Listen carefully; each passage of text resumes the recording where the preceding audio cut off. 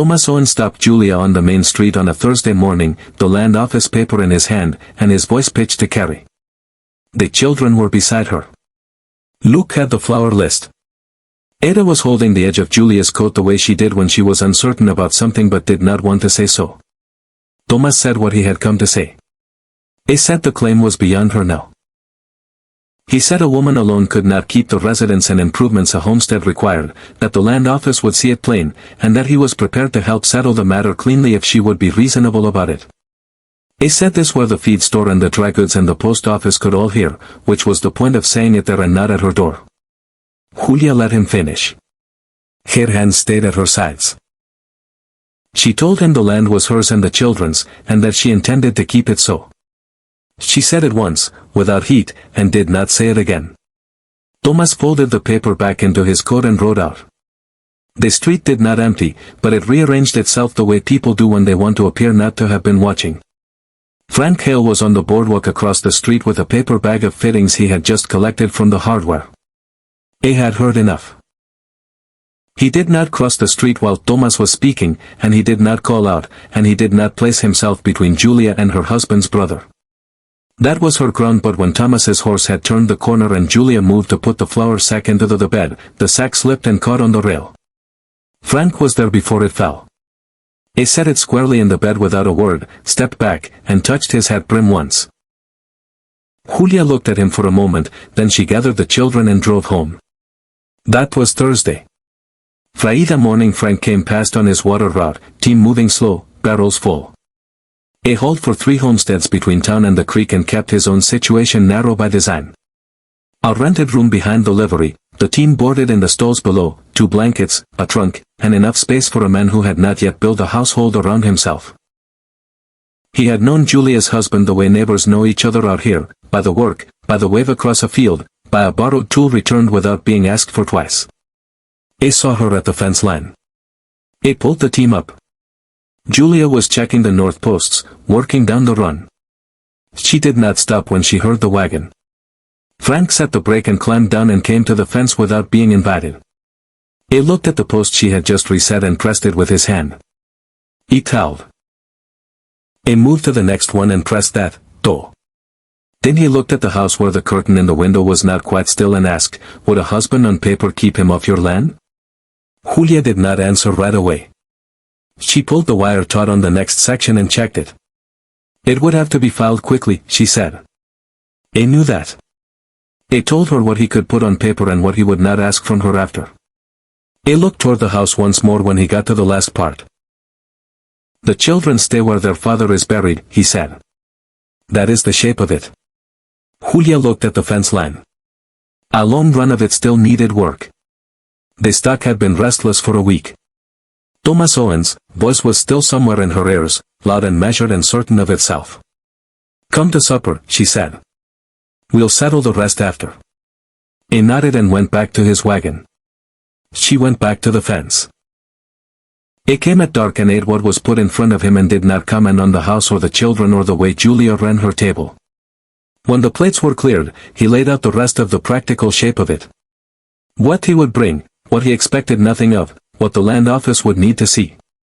Julia listened. The children listened from behind the curtain that divided the sleeping area from the front room, which everyone in the room was aware of and no one mentioned. When he was done, Julia said, the claim stays in my name and theirs. That is the arrangement, he said. And the house stays mine to run. Frank nodded once. The barn will do. He meant to say so before you had to. She looked at him for a moment. Then we're agreed. He picked up his hat and went to the barn. And that was the first night of it. Before the next week was out, the marriage had been filed and witnessed and recorded. After that, every shared trip to the feed store and every sack of flour loaded onto his wagon, and every time they stood within 10 feet of each other on the main street, had been watched and measured and carried home. People who had made up their minds about Julia's chances revised quietly and without acknowledgement. People who had made up their minds about Frank Hale studied him with new attention. The ones who had known Thomas Owen's longest watched all of it and said nothing and waited to see which way it would fall. Julia felt it every time she came to town. The particular quality of attention that means everyone has already talked and is now watching for the next piece. She held her chin level and ran her errands and did not give them anything extra to carry home. Frank seemed not to notice or seemed to have decided not to. He loaded the wagon and checked the wheels and held doors and drove them home. And if people were looking, he did not arrange himself differently for it. At home, the house was adjusting to itself. Frank rose before lad and had the stock tended before Julia had the stove going. He did not eat breakfast at the house the first week. The second week, Julia left a plate on the porch rail without comment. And he took it without comment and left the plate washed and stacked by the door before he took the team out on the water rod. He came back near dusk most evenings, the barrels empty, the rims crusted with ice and the horses blowing steam in the cold. That was how that was settled. The children watched Frank the way children watch something they haven't decided about yet. Luke studied the way he worked, how he set a post, checked a wheel, moved through the morning chores with no announcement and no wasted motion. Ada watched from doorways and from behind her mother with the full unguarded attention of a child who has not yet learned to want things quietly. Frank did not try to win either of them. He simply came every morning and did the work and thanked Julia for the evening meal with the same 2 words and went back to the barn. He answered questions directly when the children asked them and did not manufacture reasons to speak to them when they didn't. Luke moved first, the way older children do, not with warmth but with assessment. He appeared at the fence line one cold morning while Frank was working the north run and stood without speaking until Frank handed him the far end of a wire and showed him without words how to pull it taut and hold it. They worked that stretch in silence. When it was done, Luke looked at the line of it, straight and even, and went back inside without a word. He was at the fence line the next morning before Frank had started. Ada moved differently. One evening in November, she climbed down from her chair after supper and went to the shelf. She took Frank's tin cup, the one Julia had put there for him the first week on the high shelf with the others, and carried it carefully to the table and set it beside his plate. Not at the far end where he usually sat, beside Julia's. She climbed back into her chair and picked up her spoon and ate as though she had not done anything particular. Julia saw it. She said nothing. She filled the cup when she filled the others. Frank sat down, looked at the cup, and thanked Ada quietly. She studied her bowl with the serious expression of a child managing a feeling that is running a little ahead of her. Luke looked at the cup and looked at his sister, and went back to his supper. After the meal, Frank went to the barn. Luke stayed at the table, and whittled something that hadn't found its shape yet. The fire settled.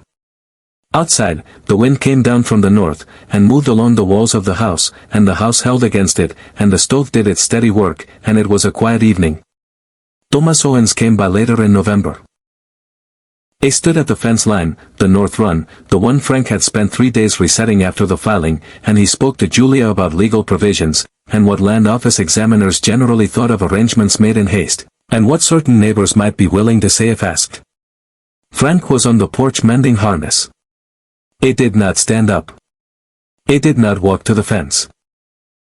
He kept his hands on the leather, and his eyes on the work, and Julia handled every word of it herself, which was what she needed to do, and what Frank seemed to understand without being told. When Thomas had finished, Julia told him the land office would have its answer in the spring, and wished him a good ride back. Thomas looked at Frank once before he turned his horse. Frank looked up from the harness. Nothing in his face moved. Thomas rode out. Julia came back to the porch and sat down, and picked up the mending she'd been setting aside for a week, and the afternoon went on around them in the ordinary way. It was December, a grey supper, the wind picking up outside, when Ada set her bread down, and asked without looking up whether Frank would keep sleeping in the barn after the landman was finished. The table went quiet. Luke said her name. I was just asking. Ada said. And picked up her bread again. Nobody answered her. The question sat at the table through the rest of the meal. And everyone knew it was the right question. And everyone knew it was too early to say. And Ada had understood both of those things before she asked. She had asked anyway. Because she was 6. And because she wanted it in the room. The hard weather came late in December and kept them all inside for 3 days running. Frank fixed the cabinet hinge that had been pulling since October. He resoled a boot by the stove light. He sharpened every tool in the place and hung them back in order on the wall without making a point of it. On the second day, Luke came and sat near the workbench and asked something specific about the team. A technical question. The kind an 8-year-old asks after thinking about something quietly for a long time. Frank answered the whole of it. Luke asked another question. Frank answered that one, though. They were still at it when Julia called them for the midday meal. She stood in the doorway and watched them come in from where they'd been crouched over a piece of harness. Talking in the low-focused way of two people working out something that matters. And she turned back to the stove. Before either of them could see her face. That evening, after the children were in bed, Julia sat at the table with the mending. And Frank sat across with a piece of harness that still needed attention. They worked in the quiet. And the stove put out its steady heat. And the wind pressed at the walls. And did not get in after a while. Julia said the south posts would need work before the hearing. Frank said he'd seen that and would get to them when it broke. She nodded and went back to the mending. It went back to the harness. The fire settled and the evening went on. The land office hearing was in January. Julia had her documentation in order. Receipts, improvement records, sworn statements from 3 neighbors who had watched her work this land through a hard year and were willing to say so in writing. Frank drove her to town. They did not discuss what she would say on the way there. She knew what she would say. Thomas came with a man from the county seat who carried a leather case and had the manner of someone accustomed to being the most prepared person in the room. Julia laid her papers on the table and walked through every item without hesitation. The improvements, the acreage, the fencing dates, the summer work recorded and dated in her husband's hand, the autumn and winter work in her own. When the man with the leather case suggested the claim might have lapsed in the interval before the marriage was filed, she showed him the dates and explained the arithmetic to him quietly and without hurry. The man set his pen down and looked across at Frank. And you claim interest in the property through marriage? Frank kept his hands folded on the table. He did not look at Thomas. He looked at the examiner. He claimed the work, he said. The land is hers. Thomas Owen looked at the floor. The examiner said he would review the file and issue his determination before the thaw broke. Julia thanked him, gathered her papers, and stood. Frank stood when she stood. They walked out into the January cold and climbed into the wagon and drove the Dos Emiles home, mostly quiet. The road was frozen hard, and the team moved well, and there was nothing that needed saying that the hearing had not already said. February pressed down hard on everything. Frank was up before light every morning for the stock, and Julia heard him go out and heard him come back. The sound of it had worked its way into the shape of her mornings, the way the stove and the children's voices had, without a decision being made, without a moment she could point to. One evening she found him standing at the north window after the children were in bed, the temperature dropping outside, watching the far post lean in the freeze. She came and stood beside him. She could see what he was looking at. He'd get it in the morning, he said. She knew it. They stood there for a moment. The wind moved across the field. The fence line held, mostly, against it. Julia was aware of him beside her the way you are aware of a post that has been reset and holds. Not with surprise anymore, but with something that had replaced surprise gradually and without announcement. Snores, she went to the stove and put the kettle on. After a moment she heard him pull out the chair at the table. They sat together in the warmth while the cold pressed at the walls, and neither of them said anything more, and the quiet between them had changed enough from the first nights that Julia noticed it and let herself notice it, and did not look away. The determination came in March. Contest dismissed. Clan confirmed to Julia Owens, secured for her children. She read it at the table. Luke read it over her shoulder. Ada watched Luke's face. And when his breath came out, she let hers out, though. Julia folded the letter and set it on the shelf where she kept what mattered. Frank was outside at the far post, working it back to true in the thaw. She went to the door. It's done, she called. We kept it. He stood up straight. Something in his face settled, the way a man looks when he has been holding something carefully for a long time and can finally set it down. He nodded once. Then he went back to the post. She went inside. Ada was at the table drawing shapes and spilled flour with one finger. Luke came in from the back and sat down and picked up the horse he'd been carving since December. It was finally starting to look like one. Spring came slow and then all at once. The fields opened. The stock grew easy. The north fence line stood straight in the new light and needed nothing urgent from anyone for a while. In April, on an evening warm enough to leave the door open, the four of them sat at the table with supper done and the dishes not yet cleared. The children were restless with the good weather and would be outside soon. Julia looked across at Frank and said that the claim was settled now. His name had done what it needed to do. It was not obligated to the arrangement any further than he wanted to be. She said it plainly and looked at her hands when she said it. Frank was quiet for a moment. He turned his cup on the table once. The south posts are still soft, he said. Julia looked up. And the roan favors her left foreleg when the weather turns. Ada looked between them. Luke did not move. Frank set the cup down. That is not obligation. Julia held his gaze long enough that Ada looked between them again and then went back to her bread, losing interest in a thing she did not yet have the words for. Julia reached across and moved the bread plate toward him. Then stay as my husband, she said. Not for the claim. Frank looked at the plate between them, then at her. I will. Luke picked up his cup and said nothing. And that was how it was settled at the supper table in plain sight with the evening coming in through the open door. By the time the evenings had stretched long enough for the children to stay outside until supper, the place had the sound of itself again. Stock lowing behind the fence. The gate Frank had rehung in October swinging clean on its new pin. Ada's voice carrying from somewhere past the garden. Luke on the porch step with the carved horse, which he would not say was finished. Frank's wagon came down the track at dusk and Ada heard it before anyone. She came from wherever she'd been and moved toward the sound of it without being called. Not running yet, but close to it. Julia stood at the open door. The light was going soft and gold over the fence line and the land that had nearly been taken from them lay quiet under the evening sky. Luke came and stood beside her in the doorway. He didn't say anything. He watched the wagon come in and the mare toss her head and Ada break into a run across the last stretch of yard, her voice going up as she went. The stove was warm behind them. The plates were set and waiting. The south posts would need checking before summer and the stock would need moving to the far pasture by the end of the week, and there was enough flour for 10 days and not much more. The barn stood quiet and dark at the edge of the yard, its lamp unlit for the first time since October.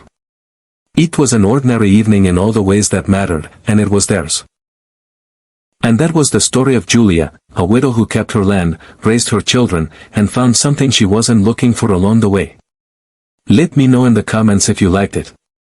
Thank you. This script complete change into Spanish without any adding. Aquí tienes la traducción completa al español, sin encabezados ni títulos. Thomas Owen detuvo a Julia en la calle principal un jueves por la mañana, con el documento de la oficina de tierras en la mano y la voz alzada para que se escuchara bien. Los niños estaban junto a ella. Luke llevaba la lista de la harina. Ada sostenía el borde del abrigo de Julia como hacía cuando estaba insegura de algo pero no quería decirlo. Thomas dijo lo que había venido a decir. Dijo que la reclamación ya no era de ella. Dijo que una mujer sola no podía cumplir con los requisitos de residencia y mejoras que exigía una homestead, que la oficina de tierras lo vería claro, y que él estaba dispuesto a resolver el asunto de forma limpia si ella era razonable. Lo dijo donde la tienda de piensos, la mercería y la oficina de correos pudieran oírlo, que era precisamente el punto de decirlo allí y no en su puerta. Julia dejó que terminara. Sus manos permanecieron a los lados. Le dijo que la tierra era de ella y de los niños, y que tenía la intención de mantenerla así. Lo dijo una sola vez, sin acalorarse, y no lo repitió. Thomas dobló el papel y lo guardó en su abrigo, montó a caballo y se marchó. La calle no se vació, pero se reorganizó de esa manera en que la gente lo hace cuando quiere aparentar que no estaba mirando. Frank Hale estaba en la acera de enfrente con una bolsa de